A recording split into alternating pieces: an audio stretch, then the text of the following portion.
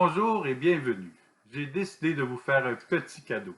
Puisque des personnes ne pouvaient assister à la deuxième conférence à cause de la tempête de neige, je vous la présente ici et maintenant.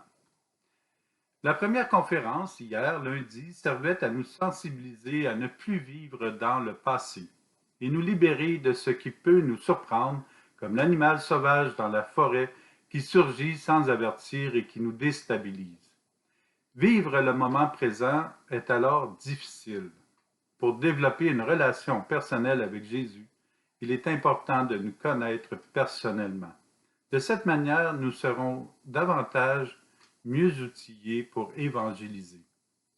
Le futur dont il est question ce soir nous propose de ne pas regarder trop loin en avant, tout en prenant soin de bien préparer le futur.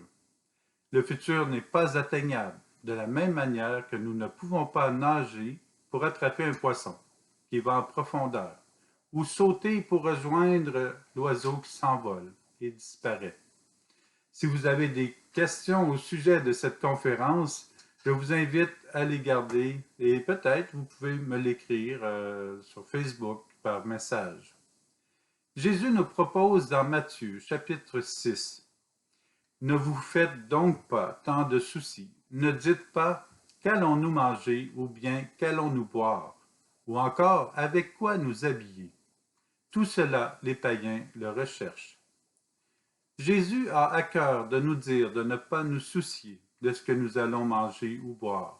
Il se sert de l'image de deux réalités essentielles pour notre survie, pour attirer notre attention sur ce point. Et en même temps, il veut que nous embrassions une réalité plus importante, plus grande. Il ajoute, votre Père céleste sait que vous en avez besoin. Jésus nous invite à nous soucier de rien, ni de la nourriture, ni de la boisson, ni du linge, ni d'autres choses. Car nous soucier de quoi que ce soit, ce n'est pas mettre notre confiance en Dieu. Pourtant, nous devons tout de même penser à nous nourrir et à nous abreuver. Oui, nous nous occupons de l'essentiel, mais sans en faire un souci au point qu'il n'y a plus que cette fixation qui meuble notre pensée. Nous soucier, c'est aussi ne pas penser aux autres. Pendant que nous amassons des biens dans nos armoires, les personnes n'ont pas idée de ce qu'est le bien-être. Nous pouvons entendre Jésus nous dire, comme à Marthe, Marthe, Marthe, tu te donnes du souci et tu t'agites pour bien des choses, et de choses vraiment inutiles. Marthe court partout pendant que Marie est aux pieds de Jésus. La seule erreur que Marthe fait, au fond, c'est qu'elle est plus préoccupée par sa sœur que pour Jésus. L'attention de Marthe n'est pas sur Jésus puisqu'elle pense au futur, à comment elle va réussir tout ce qu'elle a entreprise de faire. L'attitude de Marie d'être près de Jésus, c'est ça l'attitude à avoir. Quoi que nous fassions, quoi que nous disions, que ce soit avec Jésus. Alors, Marie est dans une attitude de recevoir Jésus. Le but pour Marthe ou toutes les personnes qui travaillent ou qui sont occupées, c'est de porter Jésus avec nous. À chacun ses responsabilités, à chaque personne de faire ce qu'elle a à faire. Mais là où Marthe, a manqué un peu, c'est qu'elle pensait plus à sa sœur et au travail qu'à Jésus. Et ça, c'est vraiment une base importante. Alors, Dieu s'occupe de nous. Comme il le mentionne, votre Père céleste sait de quoi vous avez besoin. Lorsque nous vivons des tracas liés aux biens matériels ou aux biens spirituels, chaque fois c'est un signal qui nous rappelle d'augmenter notre confiance en Jésus et de lui remettre les inquiétudes. Encore en Matthieu, chapitre 6. Ne vous faites pas de soucis pour demain, demain aura souci de lui-même, nous dit Jésus. Quelle sagesse! Il est sage, Jésus.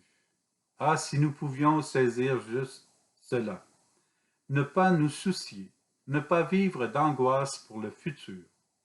déjà nous accomplissons un pas à vivre dans la foi en Jésus, et c'est aussi un pas vers la liberté. On va me dire que ce n'est pas facile, mais nous pouvons quand même le méditer et trouver des moyens d'améliorer notre sort. Commençons par prier. Au nom du Père et du Fils et du Saint-Esprit. Amen. Seigneur Jésus, je veux saisir l'opportunité ce soir de te remettre tous les soucis que je peux porter, comme un fardeau trop lourd. Je veux apprendre à te faire confiance davantage. Je te remets mon futur entre tes mains, et j'accepte de le vivre tel qu'il sera. De cette manière, je suis libre pour m'émerveiller chaque jour de ce que tu feras en moi. Seigneur, nous savons que parfois nous nous inquiétons pour bien des choses. Nous voulons te remettre notre vie. Nous voulons te garder dans notre cœur. Merci Seigneur de nous aimer à chaque seconde. Tu nous aimes maintenant.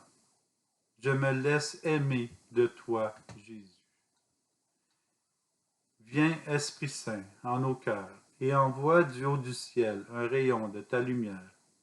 Viens en nous, Père des pauvres. Viens, dispensateur des dons. Viens, lumière de nos cœurs. Consolateur souverain, hôte très doux de nos âmes, adoucissante fraîcheur. Dans le labeur, le repos. Dans la fièvre, la fraîcheur. Dans les pleurs, le réconfort. Ô lumière bienheureuse, viens remplir jusqu'à l'intime le cœur de tous tes fidèles. Sans ta puissance divine, il n'est rien en aucun homme, rien qui ne soit perverti. Lave ce qui est souillé, baigne ce qui est aride, guéris ce qui est blessé, assouplis ce qui est raide, réchauffe ce qui est froid, rend droit ce qui est faussé. À tous ceux et celles qui ont la foi et qui en toi se confient, donne tes 7 dons sacrés, donne mérite et vertu, donne le salut final, donne la joie éternelle. Pardon. Notre Père qui es aux cieux, que ton nom soit sanctifié, que ton règne vienne, que ta volonté soit faite sur la terre comme au ciel. Donne-nous aujourd'hui notre pain de ce jour. Pardonne-nous nos offenses, comme nous pardonnons aussi à ceux qui nous ont offensés. Et ne nous laisse pas entrer en tentation, mais délivre-nous du mal. Gloire au Père, au Fils et au Saint-Esprit, au Dieu qui est, qui était et qui vient, pour les siècles des siècles. Amen. Je te salue Marie, pleine de grâce, le Seigneur est avec toi. Tu es bénie entre toutes les femmes, et Jésus, le fruit de tes entrailles, est béni. Sainte Marie, Mère de Dieu, prie pour nous pécheurs, maintenant et à l'heure de notre mort. Amen. Esprit Saint, éclairez-nous, éclairez notre cœur. Alors, Jésus nous offre le moyen de demeurer près de lui. Profitons-en pour ranger ce qui n'est pas encore réalisable dans la filière du futur. Laissons ça dans le futur. Et cela nous permettra un gain de temps pour mieux vivre l'instant présent et pour nous occuper de l'essentiel. Nous passerons au milieu de cette existence avec moins d'anxiété, avec plus de temps libre pour veiller sur notre état de foi et aider d'autres personnes à se dégager pour mieux suivre Jésus. C'est une belle mission à laquelle nous sommes conviés. La mission, c'est de tout recevoir de Jésus. L'évangélisation, c'est de le partager aux autres, surtout en écoutant. Parce que lorsque nous écoutons, nous sommes attentifs à ce que la personne nous dit réellement et ensuite nous pouvons lui répondre des paroles de charité ou faire des gestes de charité avec la personne. Alors Jésus recommande encore dans Saint Matthieu, tu ne jureras pas sur ta tête parce que tu ne peux pas rendre un seul de tes cheveux blancs ou noirs. Jésus a des expressions simples. Il cherche à rejoindre les personnes. Nous savons ces choses, mais c'est bien de nous le rappeler. Nous avons peut-être dit cela pendant notre vie, possiblement davantage à l'adolescence. Je te jure, je ne l'ai pas fait. avec l'expression faciale que cela demande pour bien convaincre nos parents. Parfois, nous voulons tellement que la personne nous croie que nous allons jusqu'à jurer, que nous ayons raison ou non. Nous reconnaissons qu'il y a un danger. Cependant, de la manière dont Jésus parle, c'est possiblement davantage de promettre quelque chose que nous ne pouvons pas réaliser. Par exemple, je le jure qu'aujourd'hui, tous mes cheveux changeront de couleur. Ils seront noirs ou blancs. Peut-être, si nous les teignons, ils vont changer de couleur, mais la nature réelle de nos cheveux conservera sa couleur de base. Nous pouvons promettre quelque chose à quelqu'un, et il est possible qu'il réponde « Je le verrai quand nous serons rendus là », car il est impossible de savoir ce qui sera dans le futur. C'est même difficile de savoir exactement ce que nous penserons ou ce que nous accomplirons dans les prochains jours. Il y a tout de même une consolation. Nous savons que nous sommes ici en ce moment. Or, Jésus nous invite à réfléchir sur ce qui peut nous garder éloignés de l'amour de Dieu. Tu ne jureras pas. Lorsque nous portons la responsabilité de ce qui s'en vient, lorsque nous jurons sur quelque chose qui n'est pas, lorsque nous nous braquons devant la volonté de Dieu et que nous tordons la réalité future selon notre volonté, nous nous éloignons de l'amour de Dieu. Nous nous enfermons dans des désirs qui ne sont pas réalisés et qui ne sont pas réalistes pour le moment. Nous jurons alors sur notre personne et nos désirs risquent de nous bloquer ou de nous aider à construire un mur devant notre futur qui va aller grandissant. Ce mur va nous intimider au fil des ans. Et la déception suivra.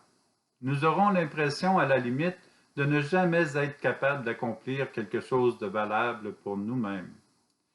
Cette déception se répercutera sur les autres. Ça, c'est dangereux puisque nous placerons nos déceptions sur le dos des autres. Nous croirons aussi qu'eux aussi ne réussissent pas ce dont nous avons rêvé, si cher à notre cœur. Jurer sans être certain du dénouement que cela occasionnera est un risque très élevé d'échec. Dans ce cas précis, nous allons très certainement nous épuiser moralement et physiquement, et par ricochet, épuiser les personnes de notre entourage. Jésus nous incite à demeurer réels, à vivre le présent. Invitons Jésus à conduire notre vie. Il va nous inspirer et nous accompagner, et ce sera la meilleure route à suivre. Déposons notre confiance en Jésus. Toujours est-il que nous pouvons jurer que Dieu est amour, sans erreur et sans nous tromper.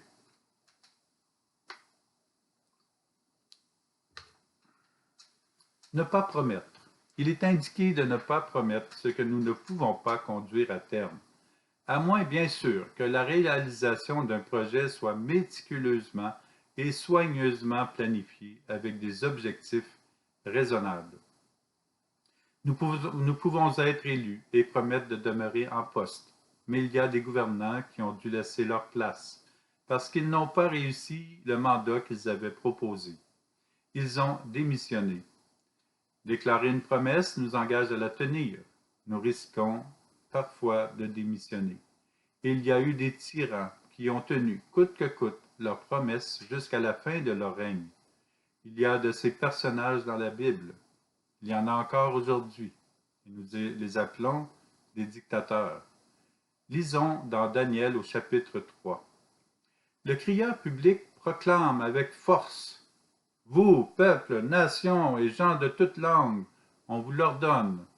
Quand vous entendrez le son du cor, de la flûte, de la cithare, de la harpe, de la lyre, de la cornemuse, de tous les instruments, vous vous prosternerez et vous adorerez la statue d'or que le roi Nabuchodonosor a érigée.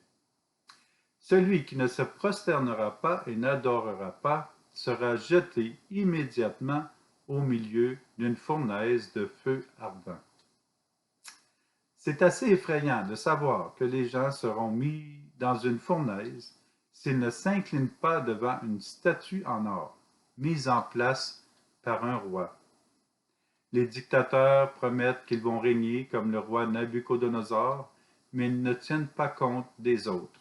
Ils règnent, car le pouvoir et l'acclamation de leur personne les rendent fiers.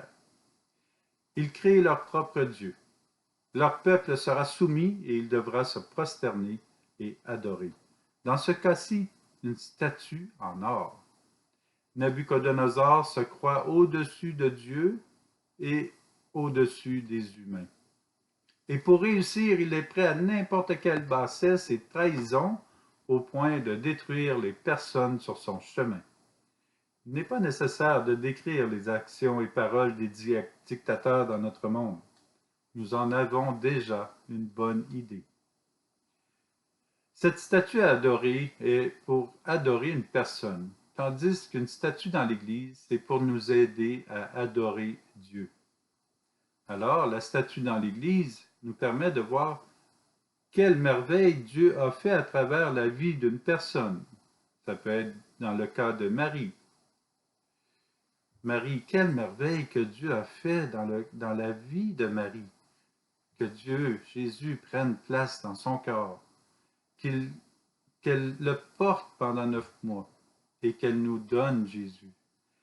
Alors, nous pouvons nous émerveiller de ce que Dieu a fait dans sa vie. C'est la même chose pour les photos. Les photos rappellent tous les bienfaits que nous avons reçus de nos parents, par exemple. Alors, on se rappelle toute la bonté de nos parents. Et cette bonté vient de Dieu. Alors, nous ne sommes pas en train d'adorer une photo ou une statue en or. Nous sommes en train d'adorer Dieu qui est présent ou a été présent dans la vie d'une personne lorsqu'elle était sur la terre. Et nous voulons suivre cet exemple de foi.